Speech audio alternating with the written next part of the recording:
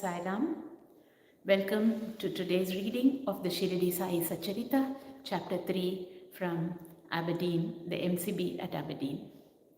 So as always, before we start, let's invoke Baba's presence by chanting the Baba mantra, Om Shri Sai Nathai Namaha, after which we will read Chapter 4 with immense focus and love and attention. This chapter actually speaks about Sai Baba's first advent in Shirdi. So sit comfortably, keep your spine erect and your eyes closed and feel Baba's presence, Baba's boon bestowing hand on your head, and feeling his energy coursing through your entire body. Bring your attention to the heart center and feel Baba sitting there smiling brightly with eyes full of compassion and love. Bowing down at his feet in the cave of your heart, feeling gratitude for his presence in your life, we'll chant his mantra. Om Shri Sai Nathaya Namaha. Om Shri Sai Nathaya Namaha. Om Shri Sai Nathaya Namaha. Om.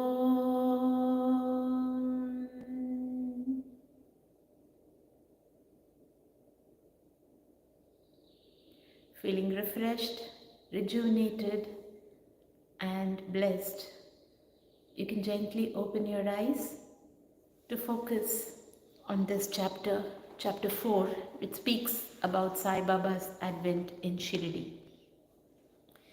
In the last chapter, I described the circumstances which led me to write the Sai Satcharita. Let me now describe the first advent of Sai Baba in Shirdi. Mission of the Saints. Lord Krishna says in Bhagavad Gita in chapter 4 and verses 7 to 8 that whenever there is a decay of dharma or righteousness and an ascendancy of unrighteousness, I manifest myself for the protection of the virtuous and the destruction of the vicious and for the establishment of righteousness.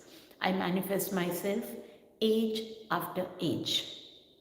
This is the mission of the Lord and the sages and saints who are his representatives and who appear at appropriate times and work in their own way to fulfill the mission. For instance, when the twice born, that is the Brahmins, the Kshatriyas and the Vaishyas neglect their duties, and when the Shudras try to usurp the duties of other classes, when spiritual preceptors are not respected but humiliated, when nobody cares for religious instructions, when everybody thinks himself very learned, when people begin to partake of forbidden foods and intoxicating drinks, when under the cloak of religion people indulge in malpractices, when people belonging to different sects fight among themselves, when Brahmins fail to do Sandhya adoration and the Orthodox leave their religious practices, when yogis neglect their meditation, when people begin to think that wealth, progeny, wife are their sole concern and thus turn away from the true path of salvation, then saints appear and try to set matters right by their words and action. They serve us as a beacon light and show us the path and the right way for us to follow. In this way, many saints, viz. Nivriti, Jnandev, Muktabai, Namdev, Gora, Gunai, Eknath, Tukaram, Narahari, Narsibhai, Sajan Kasai, Savata, Ramdas and various others did appear at various times to show the right path to the people. And so the present advent came as Shirdi Sai Baba, Shri Sai Baba of Shirdi. Shirdi, a holy Tirth. The banks of the Godavari River in the Ahmednagar district are very fortunate, for they gave birth and refuge to many a saint, prominent among them being Jnaneshwar. Shirdi also falls in the Kopargaon Taluka or the Ahmednagar district. After crossing the Godavari at Kopargaon, one gets on way to Shirdi. When you go 3 course, you come to Nimgaon, from where Shirdi is visible. Shirdi is as famous and well known as other holy places like Gangapur, Nrsinnavadi, Odumbar on the banks of Krishna River. As the devotee Damuji flourished and blessed Mangal Veda near Pandharpur, as Samarth Ramdas at Sajingarh, as Sri Nrsimha Saraswati at Saraswati Wadi, so Sainath flourished at Shirdi and blessed it. Personality of Sai Baba. It is on account of Shirdi Sai Baba that Shirdi grew in importance. Let us see what sort of a personage Sai Baba was. He conquered the sansar, the worldly existence, which is very difficult and hard to cross.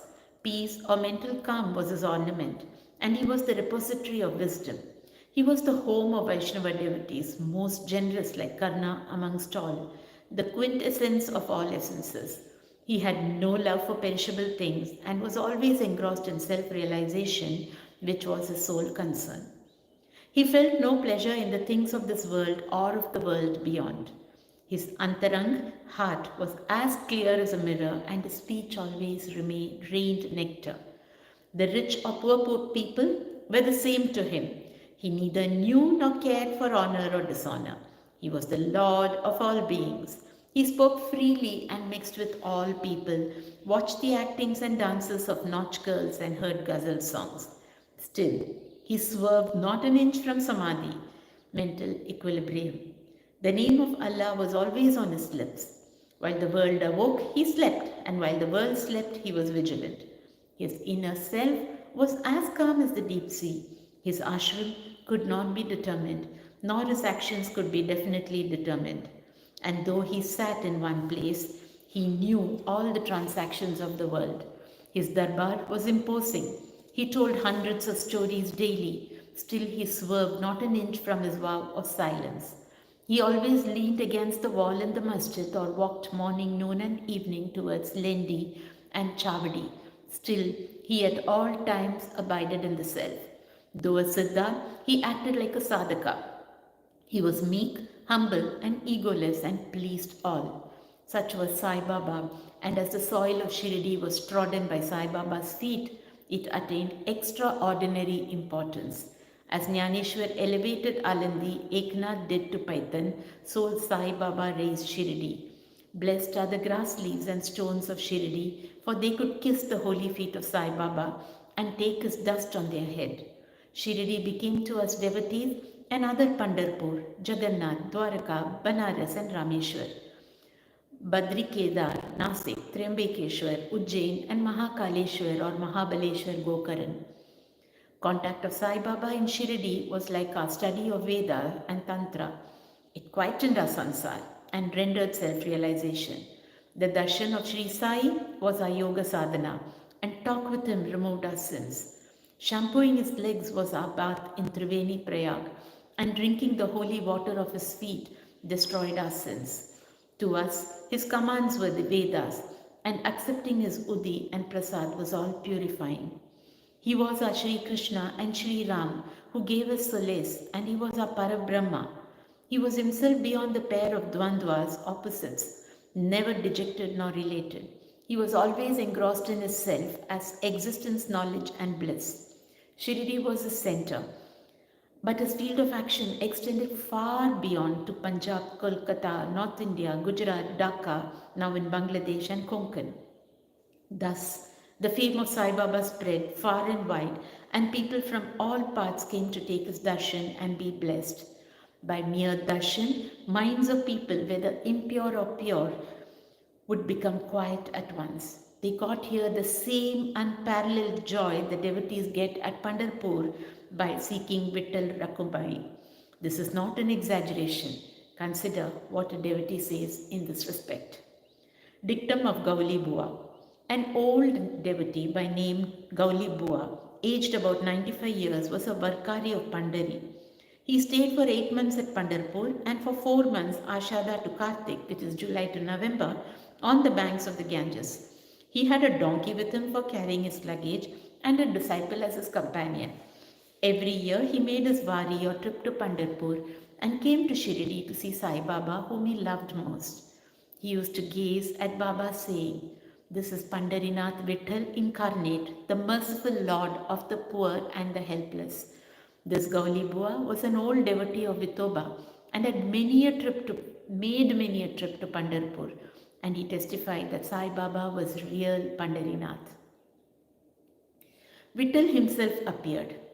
Sai Baba was very fond of remembering and singing God's name. He always uttered Allah Malik, God is Lord, and in his presence made others sing God's name continuously day and night for all 7 days of the week. This is called Namasapta. Once he asked Das Ganu Maharaj to do the Namasapta. He replied that he would do it provided he was assured that Vittal would appear at the end of the 7th day. Then Baba, placing his hand on his chest, assured him that certainly Vittal would appear, but for that the devotee must be earnest and devout. The Dankapuri Thakur of Dankurna, the Pandari of Vittal, the Dwaraka of Ranchod is here in Shirdi. One need not go far out to see Dwaraka. Will Vittal come here from some outside place? He is here. Only when the devotee is bursting with love and devotion, Vittal will manifest himself here in Shirdi. After the Sapta was over, Vittal did manifest himself in the following manner. Kaka Sahib Dikshit was as usual sitting in meditation after his bath. He saw Vittal in a vision. When he went at noon for Baba's darshan, Baba asked him point blank, "Did Vittal Patil come? Did you see him? He's a very truant fellow. Catch him firmly, otherwise he will escape if you are even a little inattentive." This happened in the morning, and at noon there was another Vittal darshan. A hawker came there for selling 25 or 30 pictures of Vithoba. This picture exactly tallied with the figure that appeared in Kaka Sahib's vision.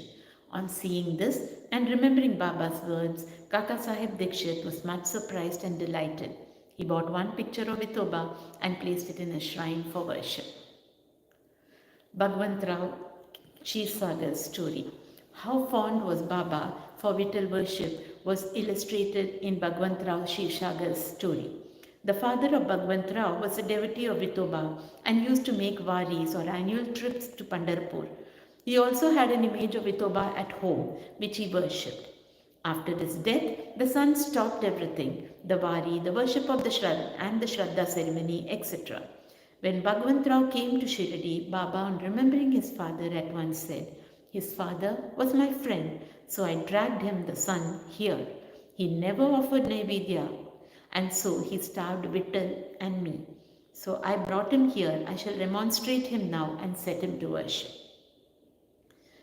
Das Ganu's bath in Prayag.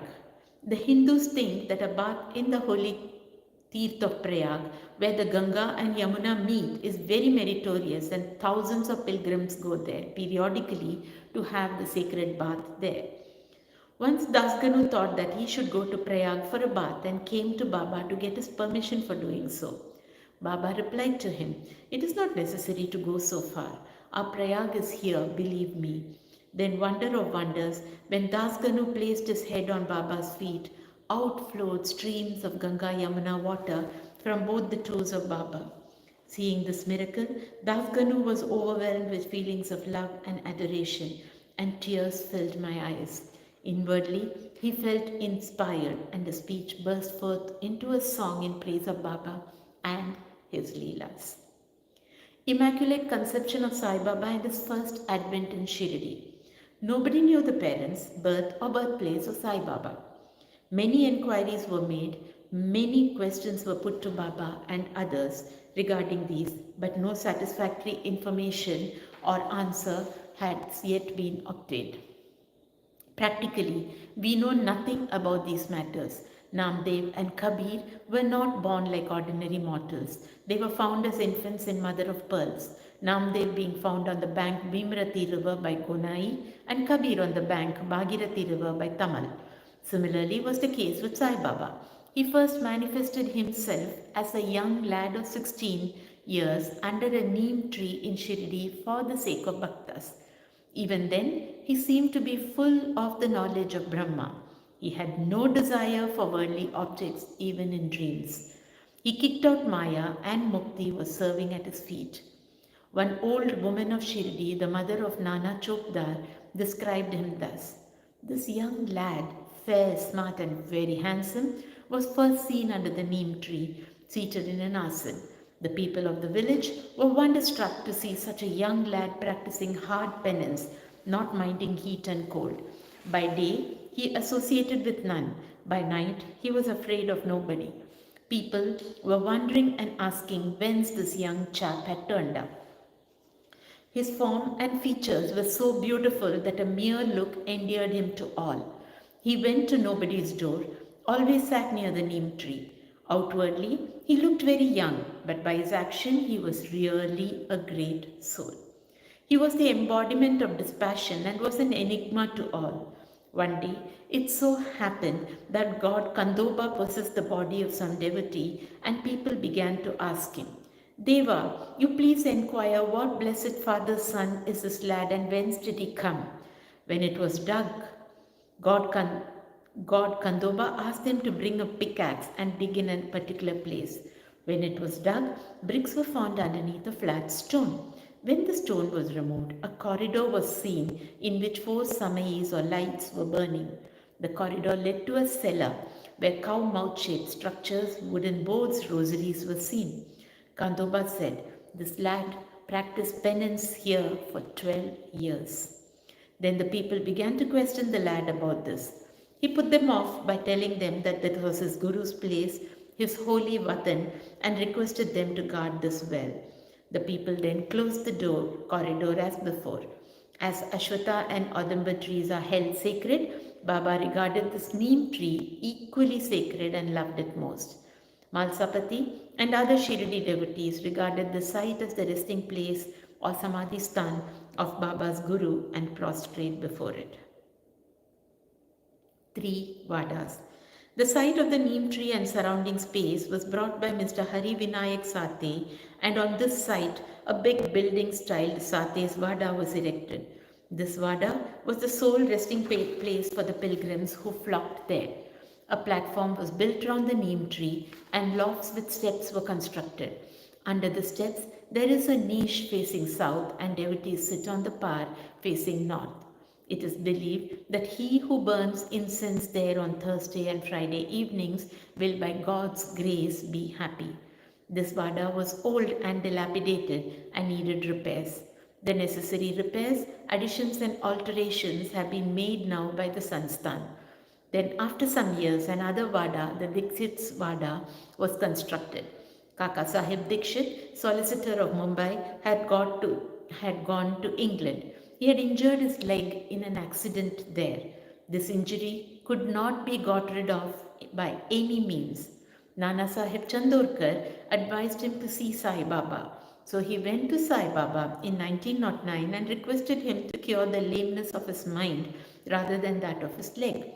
He was much pleased with the darshan of Sai Baba. Then he decided to reside in Shirdi. So he built a Vada for himself and other devotees.